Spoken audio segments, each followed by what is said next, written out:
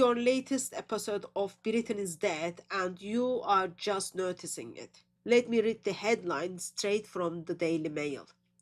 Pakistani drug dealer allowed to stay in Britain to teach his son about Islam and Pakistani culture. Yes, you heard it right. A heroin and cocaine dealer with over 21 convictions is not getting deported because apparently we desperately need his insight on Islam and Pakistani culture. Because those two exports have done wonders for Britain. Let's talk about Pakistani culture that's going to be passed on. The same culture that brought us grooming gangs across the Rotherham, Oxford, Telford, Newcastle, Halifax. Should I continue going? Where white working class British girls were passed around like meat while police and social service looked the other way because racism or something. Now, we are supposed to believe that this culture is a positive influence? Sure. If you define positive, a systematic exploitation and silence by the crowdly institutions. Now, let's talk about how he's passing on from Islam. Is this the same Islam that inspires daily jihadi attacks worldwide?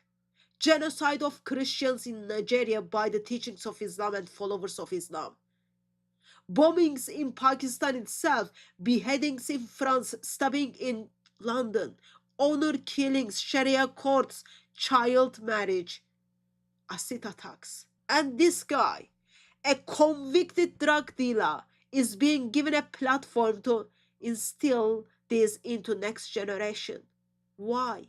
Because family rights or some bureaucratic nonsense wrapped in one blanket of human rights law. Let's get this straight. The Home Office wanted to deport him, but the tribunal said no, because it would be unduly harsh on his kid. What about the harshness of heroin addictions in British communities?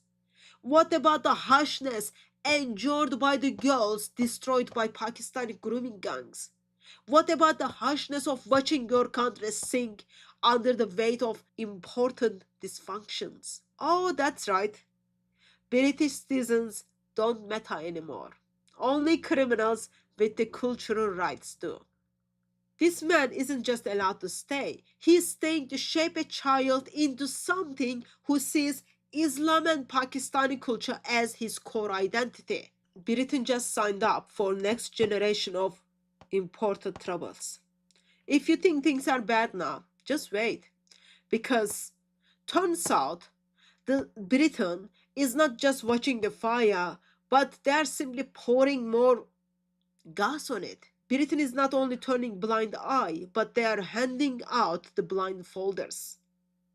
Your taxes are funding it. Islam is not just a religion, it is an ideology, legal, political, militant, and being passed on like family treasure. Only it's ticking time bomb. Pakistani culture in Britain has already shown us what it really means, and now it's protecting, prioritizing, and propagating at the expense of our safety. Wake up. It seems something is not working. It seems this is simply suicide.